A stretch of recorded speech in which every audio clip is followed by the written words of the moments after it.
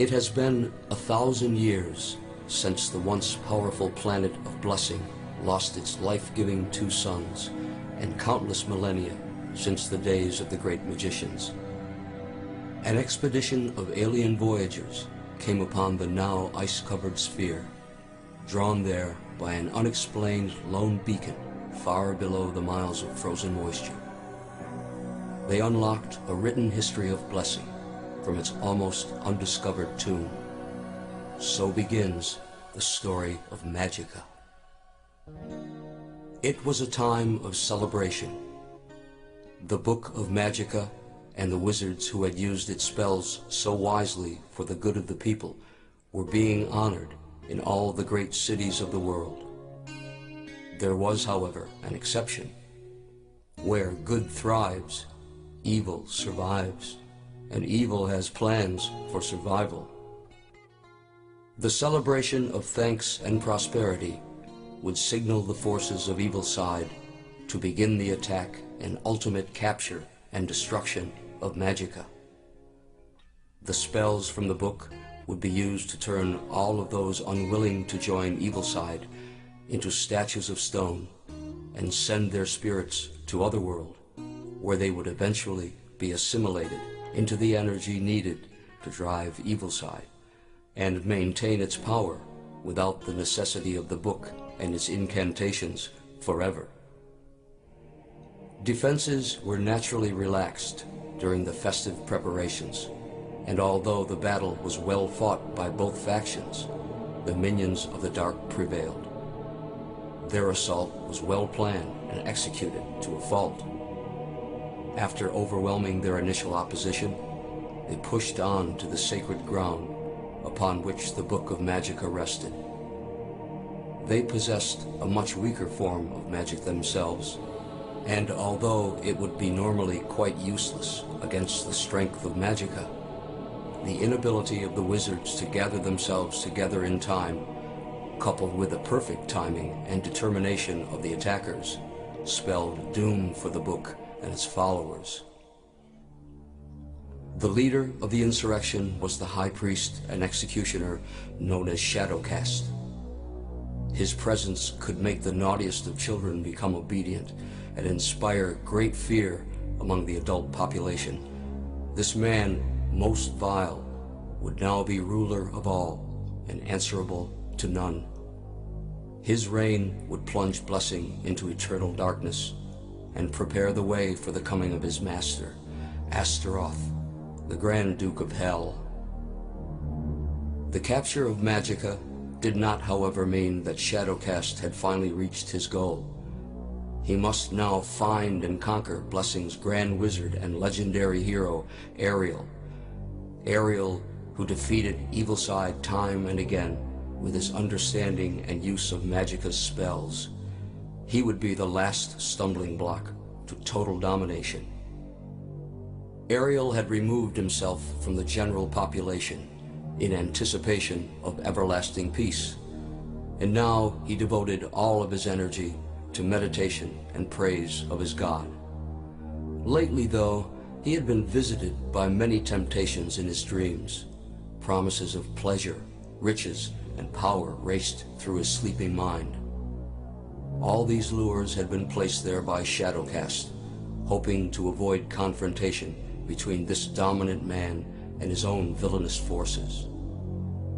Ariel, however, had resisted these solicitations and was now warned of some impending danger.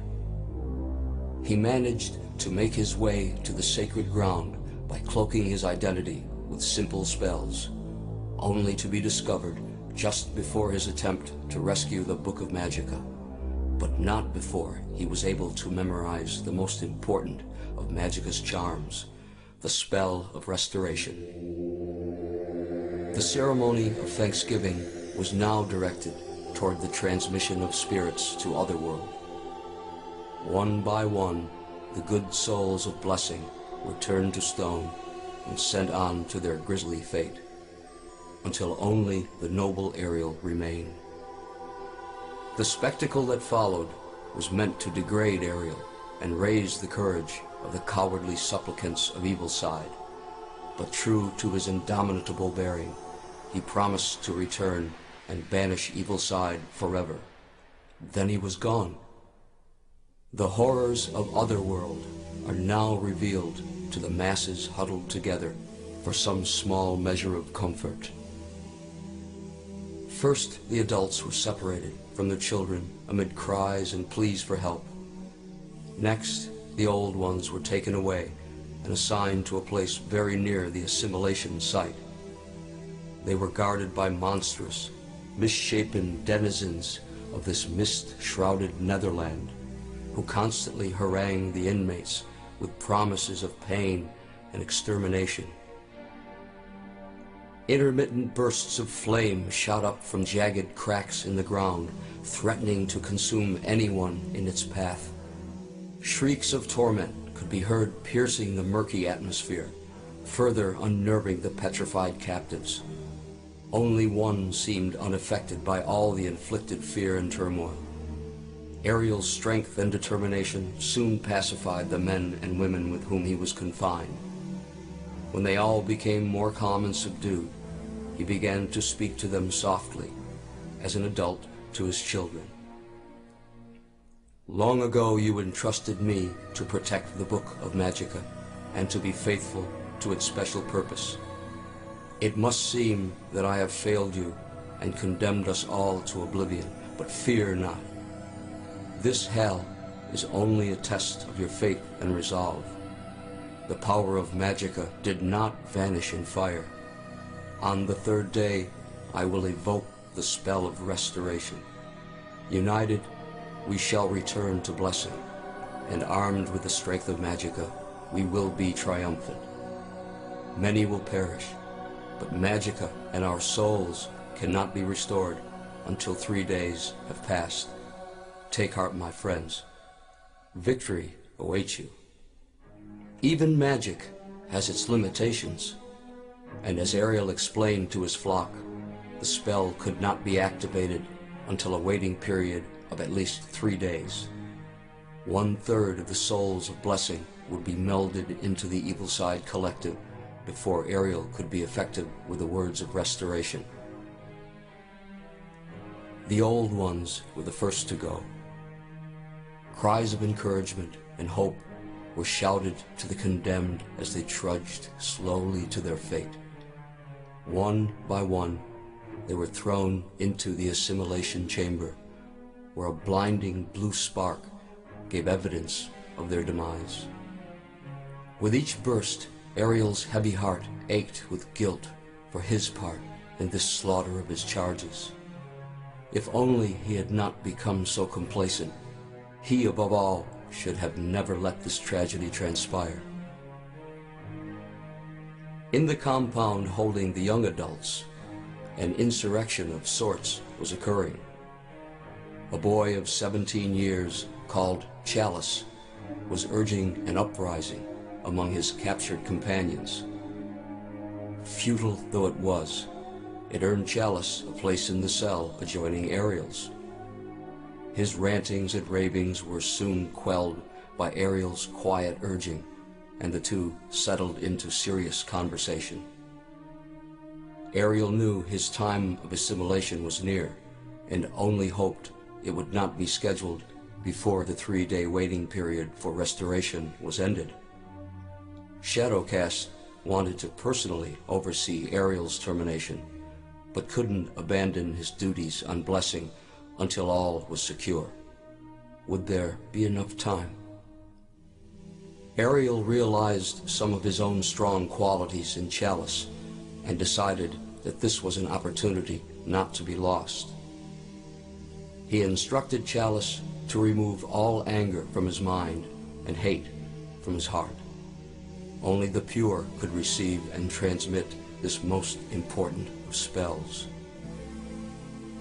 Convinced that this young man was ready, he joined with his spirit and gave him these words: Sanasha, Gorath, Solus Arcana, words that would resurrect the masses if delivered correctly and in time. Over 2 days had passed before Shadowcast was ready for travel to Otherworld to deliver Ariel to his fate. His journey through Otherworld was marked by what could pass for cheers if they weren't shouted from the mouths of utterly inhuman shapes and forms. Upon his arrival, he instructed the guards to take him straight to Ariel. Once there, he announced with great satisfaction that he would personally supervise Ariel's execution in a matter of hours. Nearby, Chalice loudly voiced his objection to this treatment of his newly met hero and was rewarded by kicks and punches until he could no longer speak. Ariel's heart sank. Had he misjudged Chalice and entrusted his people's future to a reckless youth? Ariel's mind wandered to his own younger days. He too had been restless and foolhardy, but in time had outgrown these traits and become the adored leader of Blessing. He wondered if Chalice had yet experienced love. Ariel himself had turned his back on the beautiful and innocent Annika. She was his intended from birth, but he couldn't let love for this saintly child cloud his duties to Blessing and the book. 1 hour remained in the wait for restoration. Ariel's hopes were soaring. Surely Shadowcast would fail once again. But as that thought surfaced, so did Eagleside's dark leader. Ariel was led away with head held high. But as he passed Chalice, he gave just the slightest nod, a gesture that wasn't lost on the youth. Ariel was then taken to the assimilation chamber and strapped to the cross-like structure in the middle of the room. Seconds were all that stood in the way of resurrection or destruction. Shadowcast walked to Ariel, presumably to gloat one last time to his old nemesis. Ariel welcomed the time that would be wasted, but at the last moment, Shadowcast seemed to reconsider and raised his arm in signal for the end to begin. The arm dropped, and with crackle and hiss, Ariel was no more. Shadowcast and his minions erupted with joy, never again to be slaves, now to be masters. Chalice heard the cheering and knew that Ariel had passed without time to summon the spell. Now only he could influence the future. He heard the rattling of armor and realized they were coming for him. Soon the guards appeared and dragged the struggling Chalice from his confinement. One of his jailers struck him a mighty blow across the face, and suddenly all his anger left him. He was sure of what he must do. Thunder starts from silence, and he would be thunder. Chalice was taken to the chamber and secured to the cross. Shadowcast approached him and asked if he had any last thing to say before assimilation. Chalice smiled and said he did. Then, with an evil laugh, Shadowcast raised his arm and announced that his question was only a final killing joke. It was now or never. As the arm fell in signal, Chalice shouted out the spell, Sanasha, Gorath, Solus, Arcana, and all hell actually broke loose. Chalice and the good folk of Blessing were bathed in an incredible rush of light. Shadowcast and all his wicked throng writhed in agony in the darkness they were spawned from, as the fierce illumination sought them out and consumed each troll, ogre, and gargoyle in a horrible melting frenzy. Shadowcast, hiding in the last black space to be found, watched the light creep irresistibly toward him. At the last moment, he cloaked his body with his unpriestly robe and muttered what sounded like an oath as the light touched the cloth. The robe erupted into flame, and then there was nothing. Surely Shadowcast was also consumed by fire, but that tale would not yet be told. Now, as each remaining citizen of Blessing was transported instantly back to their home, they found themselves standing among thousands of recognizable stone statues. These monuments represented their fallen comrades and would ever be a lasting testament to the dangers of evil and the power of Magica. Now came the time of mourning. Funeral pyres brightened the night sky for weeks, and songs of sorrow could be heard across the land long after the flames had sputtered and died. When the prolonged periods of grieving had ended, the citizens and their council directed attention to the task of anointing a new leader and protector of the restored Book of Magica. The choice seemed a simple one. Chalice had resurrected the populace and the book, but many questioned his youth and inexperience. The debate raged on as the time of choosing approached. The candidates were summoned to the sacred place. Eloquent speeches were made on behalf of them all. Only Chalice lacked a champion, and it seemed certain that he would be passed over. "Will anyone speak for the boy?" asked the council. The question was greeted by silence as the judges turned away to cast their votes. Then the quiet was broken. A handsome woman with golden hair, now flecked with traces of gray, spoke. "Chalice must be chosen. This is the secret I have carried with me for all these years. Although I was once rebuffed by my only true love, Ariel, our brief union produced the young man standing before you. Ariel was never to know that he had sired this free spirit, but he will live on through his son's achievements, if you now find him worthy." So spoke Annika, mother of Chalice. The decision was now reached quickly.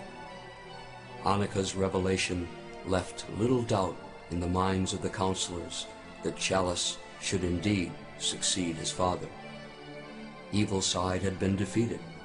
Shadowcast was hopefully destroyed. Chalice had been chosen to lead his people. And despite the huge number of casualties, the old way of life began again. But evil does not easily die. Shadowcast did indeed survive and persist in his attempts to challenge and conquer blessing. Great battles would be fought. Brave heroes would rise to the occasion and legends were created. There was, of course, the unforgettable War of the Dark Peace when Chalice but that's another story.